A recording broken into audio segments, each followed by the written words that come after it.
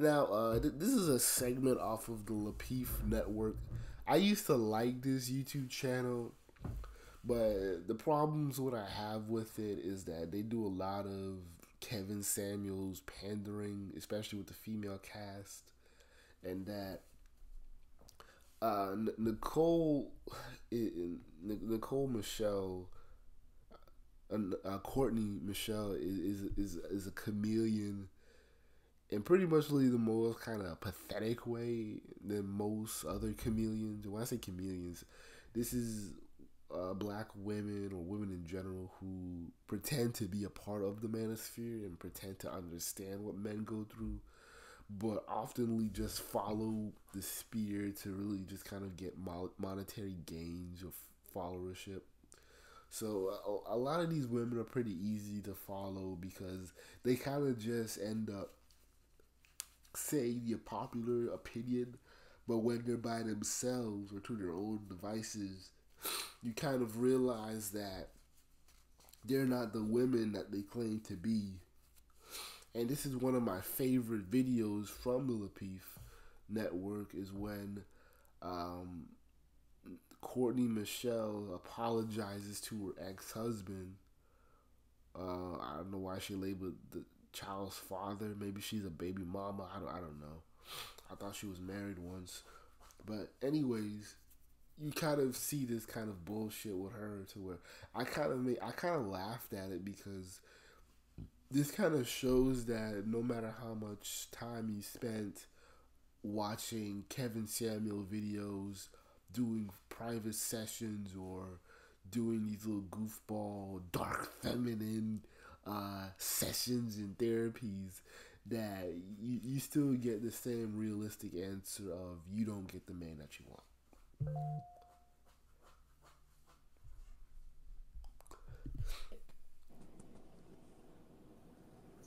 And then you told me that you were proud of me. Oh, God. The driest tears in the world. I'm such a sissy. No, it's all right. You're doing good. Doing good. Thank you.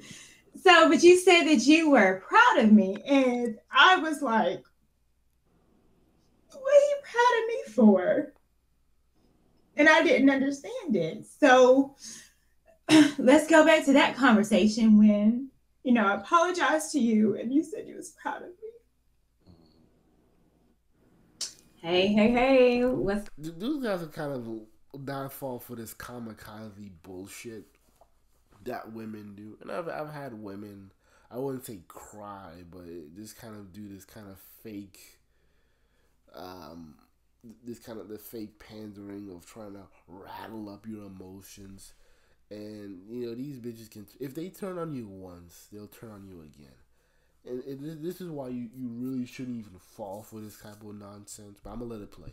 Going on, family? This is your Renaissance Belle, Courtney Michelle, digging deeper today. Now you probably want to know why do a lot of these old hags want to be feminine coaches and they're not even married and they're not they fumble the bag. They've always said how they turn down the good black man. They turn down their so-called high value husband, ex-husband or boyfriend to live in the slums with Pookie and like okay whatever. And they're now coming back to us to give insight to the young girls. And you probably wonder why they're doing that. They're doing that because, again, they see a cash cow in it, but also they see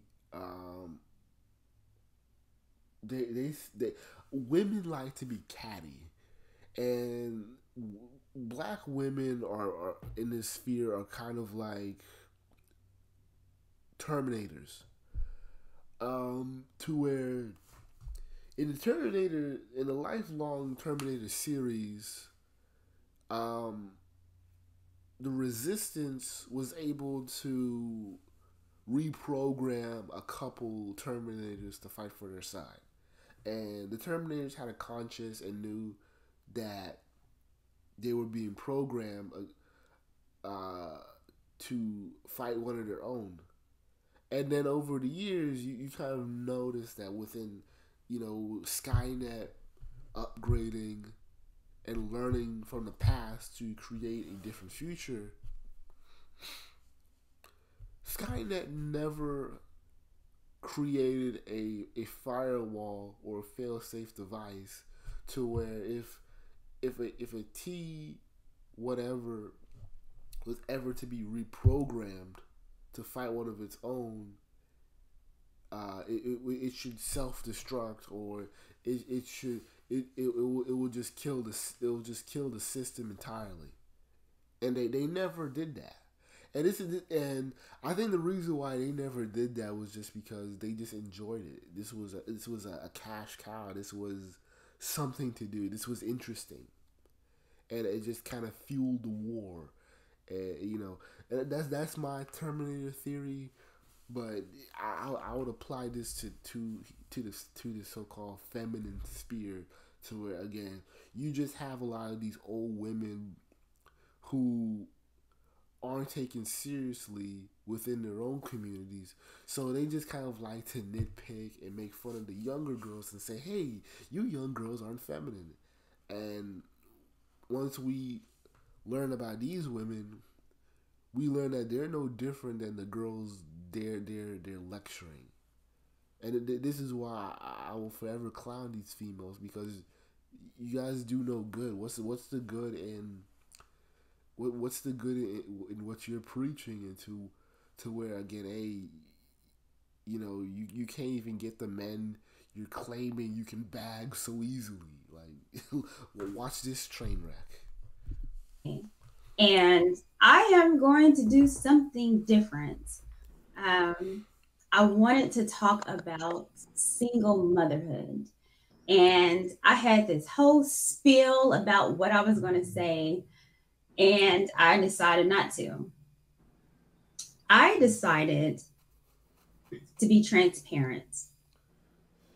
And I decided to bring on the man that is the father of my child. His name is Jonathan. So I'm gonna assume this was a bastard making. Since she was very slick into saying this is just the father of my child, whatever. He is an amazing man, and we have a story. If you want to eat healthy and feel your best, you gotta try Kachava. Kachava is an interesting story, but something that I cherish. And so I want to bring him on. I think in the shows before, I talked about me wrecking my home, and something that was interesting that before, he told me when I left, he said, "Hey, you wrecking the home." I didn't understand it then. I do understand it now. And I just want to tell this story because I think it's important to say, because I know a lot of people are in my situation. And let's try to grow, be better, and see how we can make it better. So, yeah, Jonathan, you here? I am here. Thank you. I'm here. Hi. All right. So I know you know that I do this, and I don't know if you've watched, but you've been a topic of discussion a couple times.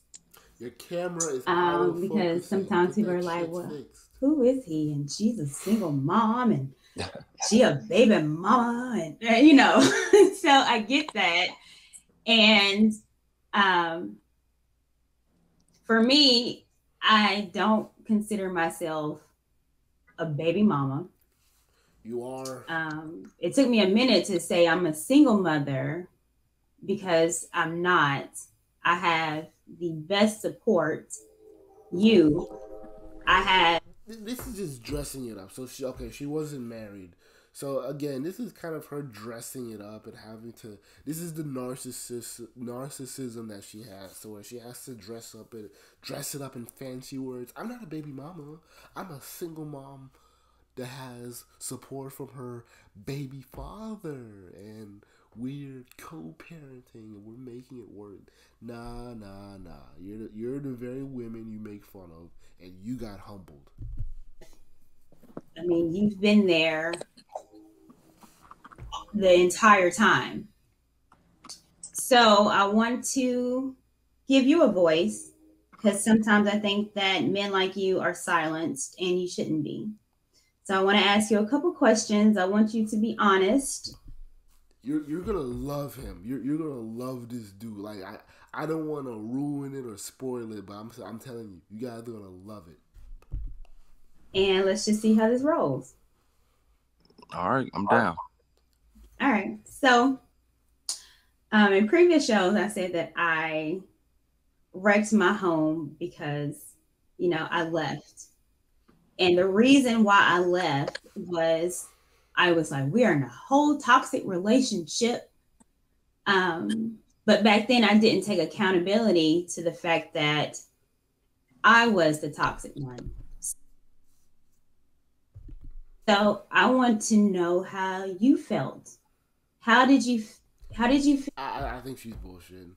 I think they're both toxic. She just went from it was we to I, and again, she's doing this so she can get back with her dude, just so she can get married and undo the clusterfuck of, okay, we had the baby out of wedlock, but we're together now, so it's kind of sort of fixed. Nah. When I left the home. Well, I would say, first I would say that you were not the toxic one. See, I told you. So it was both of them. I told you. So of course, this makes her look stupid, because if he can admit that he was the toxic one, why did you have his baby? Why, and then also, why are you trying to go back to him? It takes two people to be in a relationship, and it takes two people to work at it, to be in a healthy relationship, So we hear the word unilateral relationship a lot, just kind of meaning one person is working at it more than the other. But I would say that most importantly, I think I was heartbroken because I look at myself as the protector type in a way, and just being that niggas need to get over this protector type bullshit. Like, these chicks just see you for a wallet, a sexual release, and just kind of something to do for their ovulating time. So, please let that go. there was a new addition to the family. I still do, but at that time, your duties as a man really sinks in as far as what you're supposed to do now that you have a daughter. So it wasn't just that you left; it was that the two of you left that really was life changing for me. So for the most part. Yeah. A very strange day is coming to America. In short, a massive and surprising new transition. I would say at that stage, at the beginning, when I decided to leave, there was a lot of resentment. I know that you had some for me, and rightfully so. Again, like you stated, it wasn't that I left, our child left, and she wasn't in the home, which we were used to 24/7.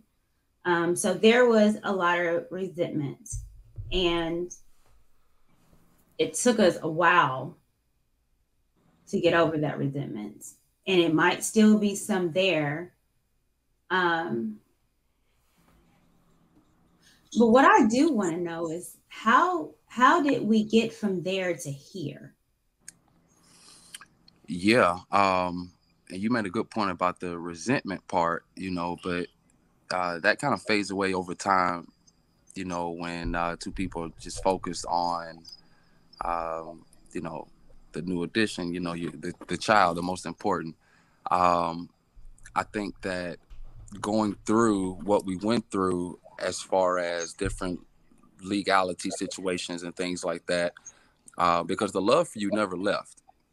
That was always there, always will be there. So actually going through the legality situations was what hurt the most.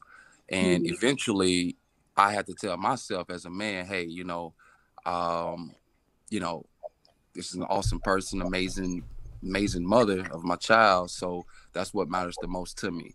You just kind of understand that, hey, at that point in time.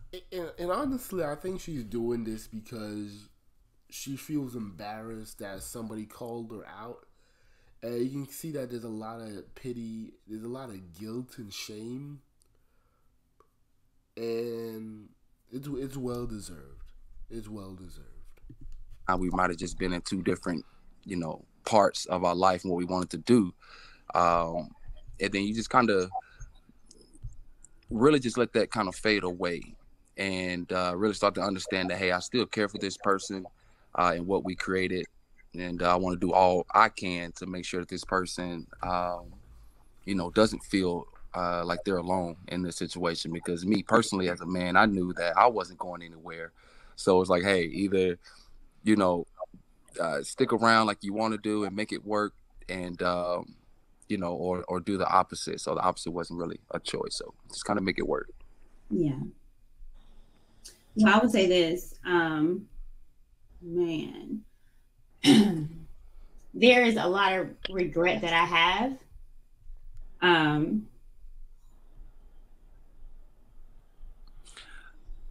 I would say that not just you with that, has regret in this situation, And one thing I liked about this video, you can tell that this was just some spontaneous shit she pulled out of her ass, because he is so chill, nonchalant, and it's like, like I said, I'm not gonna spoil it for you guys, but you can kind of just see the build up to where it's like, he's cool where he's at.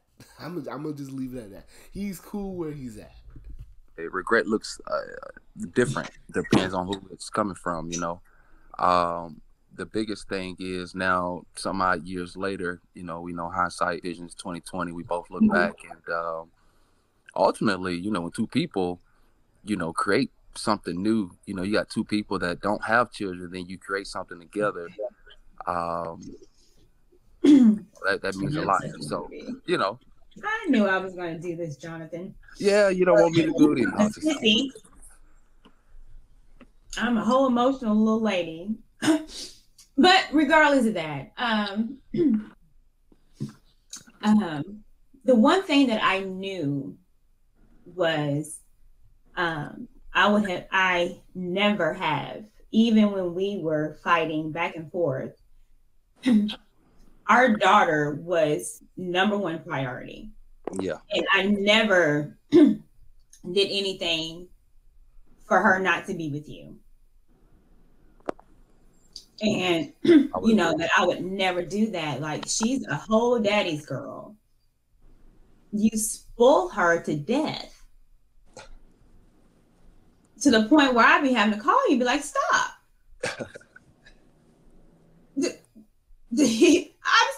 I'm actually telling, stop.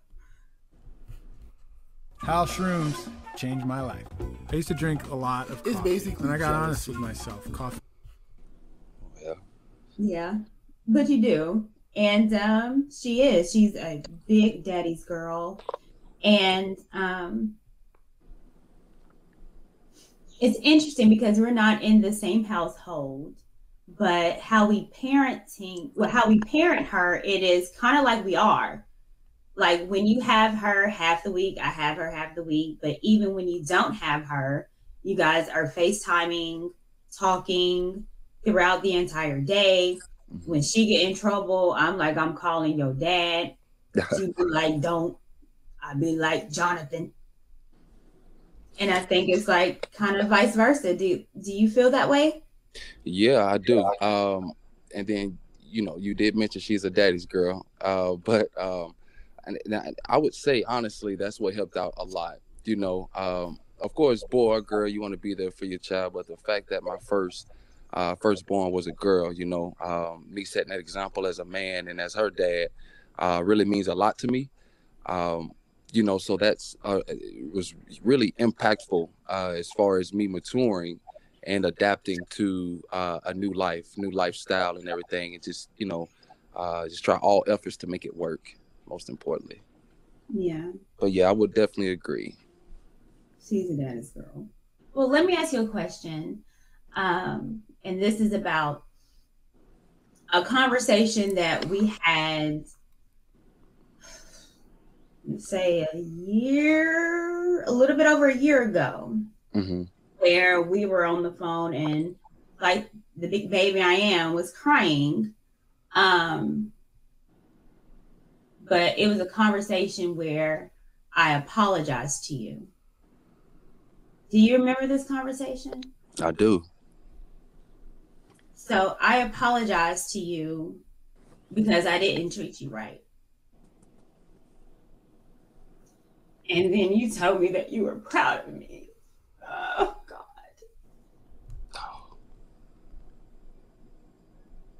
I'm such a sissy. No, it's all right. You're doing good. Doing good. Thank you. Don't fall for this nonsense. This is just kind of her trying to kind of butter you guys up to make her feel like, oh my God, she's such a feminine woman who's not afraid to be herself. Man, take her home. This bitch will probably be rating you to death. This is why when you get to the conclusion of all this, he's nonchalant. He's not even fucking phased. He's like, man, he's probably just sitting in the back and like, hey, I know that this is a show that she's on and she wants to make money. I'm going to be on my best behavior. I ain't going to put her on the spot. I'm going to just play along. And I guess he didn't get a script or anything to play along with because I guess she thought she was going to butter him up and kind of get like a live reaction. And the ending is just funny as hell. So, but you said that you were proud of me, and I was like, what are you proud of me for? And I didn't understand it. So let's go back to that conversation when, I apologized to you and you said you was proud of me. Why were you proud of me? Well, I was proud of you then at that moment, the same way I'm proud of you today. And the reason behind that is, like I said, at that time when we were together, we might not have been on the same accord as far as what we wanted in life at that time. Um, you took that route that you took and you really did something with it. You're a homeowner, you're an amazing mom, super supportive and protective of our child, and you're everything that I would want the mother of my child to be.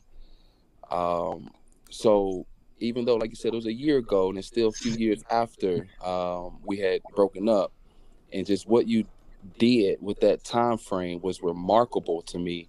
And I tell you to this day, like I told you then, I look up to you. And that helps a lot too, with dealing with the past and hurtful situations and things. But you take those lemons and you turn it into lemonade, which is what I think we did and what I think you did. So you are a shining example of Zoe, for Zoe to look up to. So that's what I appreciate the most. So that's what I'm proud of.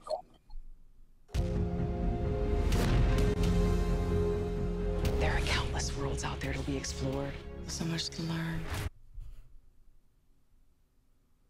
Ah, man, I don't know. Fuck, what happened? Was this the wrong video? On this episode of Lapeef, let's talk. I think this was the wrong fucking video. Let me fucking find it. But hey, a lot of people caught on to it. A lot of people caught on to it. Yeah, a lot of people caught on to it.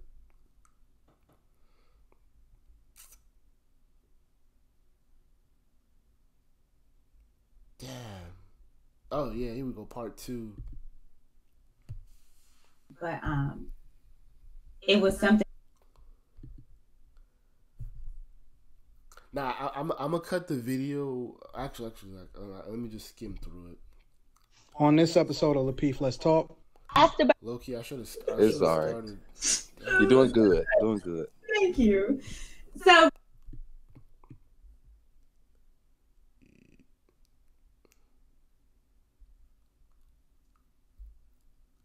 Here we go. because I didn't treat you right. All right.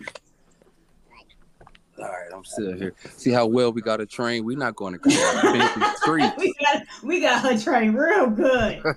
You No, know, I'm she just came out of line. I was about to knock her out. kidding. I'm just kidding. All right, Negro, I'm gonna let you go. Okay, that's the end. It's probably right here. Now, and you know, I guess I'm no different than any other man who loves his child. In between, many sleepless nights. A lot of thoughts. You know, and just kind of deal with those things as a man, and you allow that to carve you. And continue to keep your goals front and center, keeping God first too. That was, definitely don't want to leave that out. So, and that also helped me deal with the dark things that was residing in my heart, the resentment, the hatred, the disliking, all the negative things. Those things really.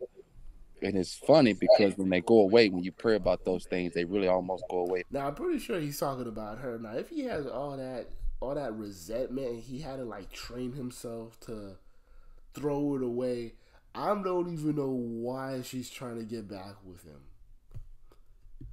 One night, and it was really just a turn we had. It was like one day we was mad at each other, the next day we wasn't. Then it wasn't ever mad anymore. So I don't know. Yeah. So. Okay. Well, that's good stuff. What's she doing? Who's that? Zoe? So, yeah. She's walking back and forth trying to be quiet. Oh, well, let me talk to her and say bye, and then we can conclude our combo. And then, I'll see you tomorrow when you bring her back.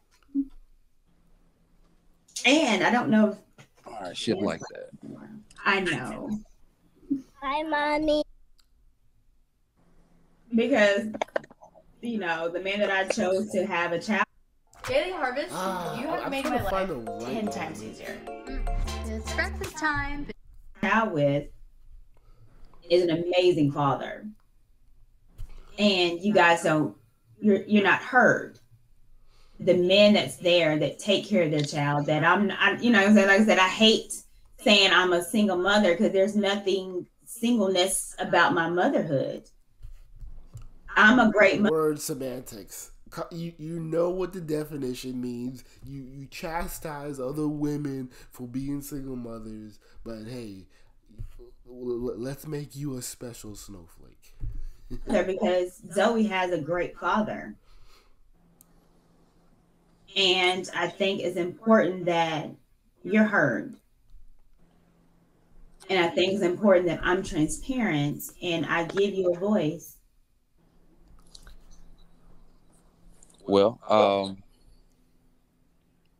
it kind of sounds like from a lot of things I mentioned during our conversation, kind of seems like it might have been just a snapshot from us not being with each other as a surprise to us to where we are now.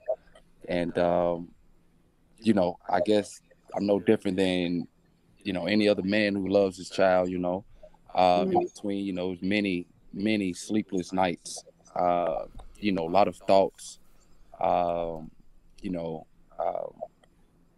just kind of deal with those things as a man, and you allow that to carve you, and continue to keep your goals front and center, keeping God first too. That was, definitely don't want to leave that out. So, And that also helped me deal with the dark things that was residing in my heart. It wasn't Jonathan's fault. If I can help someone to not leave, just one person at least, I think I've done my job. So this was a tough one. So yeah, it's hurtful when you realize that you were the wrong one. It's hurtful.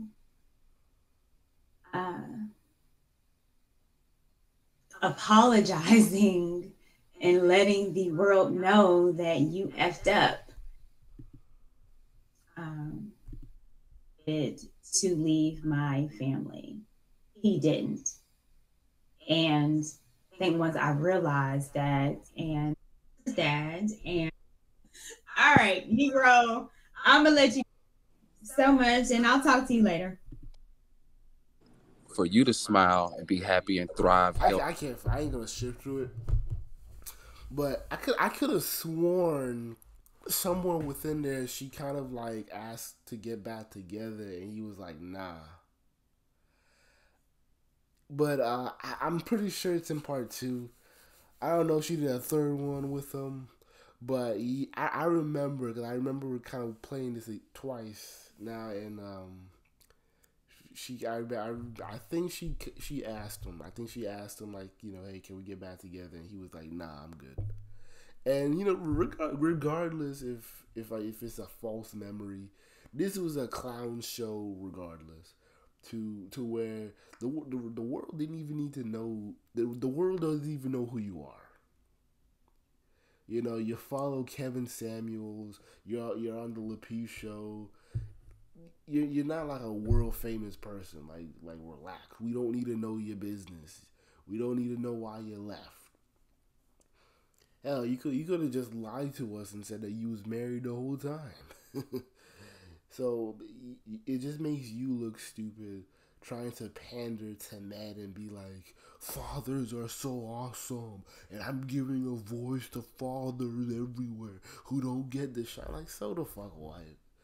You know, you don't look like you're a prize, and by the looks of the face, you can just kind of tell that it's over. It's over. She's not gonna get her man back. She's not gonna get another man. It's over. And with all these talks of high value men, it's inspiring her to like, hey, I want that too. But guess what?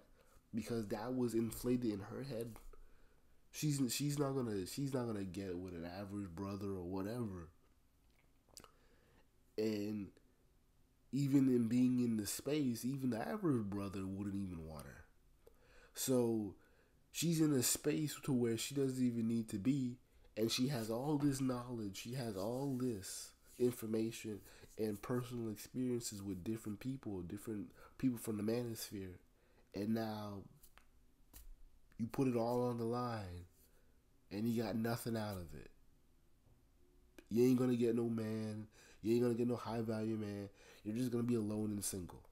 You're gonna be the very old women and the young women you've been making fun of for months. You played yourself.